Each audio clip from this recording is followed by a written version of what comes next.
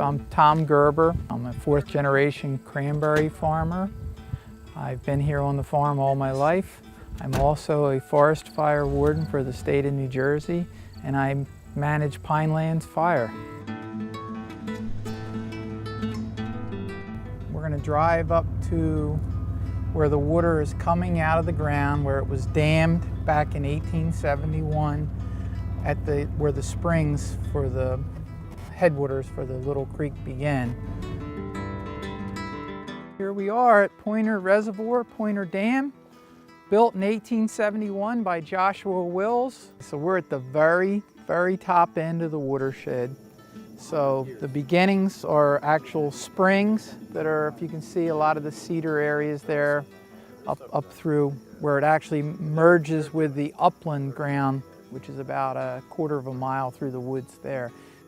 So Quex and Cranberry, 1,000 acres of land. The bulk of it is in forest and protective watershed area. We grow 50 acres of cranberries.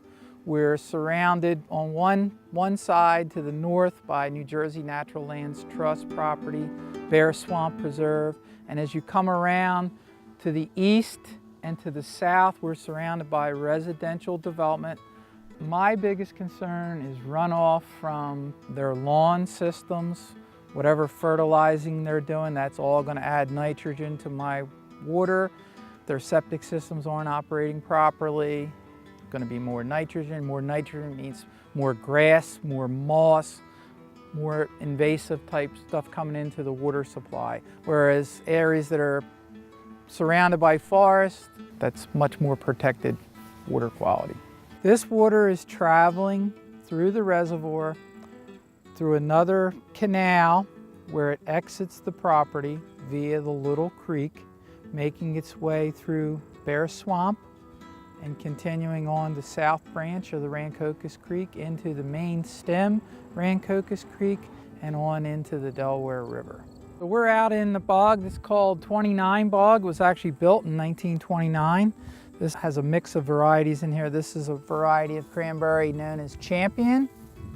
Comes out of Carver, Massachusetts. It was brought to New Jersey in the 18th century. This particular bog is about 6 acres.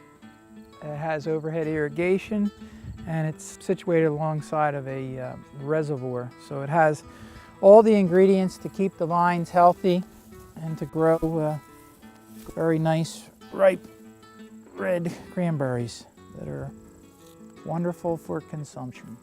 You can eat them raw right out of the bog, or you can process them into sauce and juices.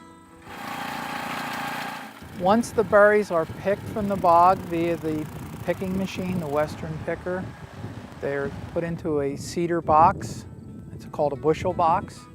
And they are taken into the packing house, and they're stored there until they are bounced. They go through a series of bounces to make sure the cranberry is sound, it's not inferior in any way. And it goes through a series of conveyor belts, and then it's sent to another cleaning facility in Hamilton where it's cleaned and processed for eventual distribution to a supermarket.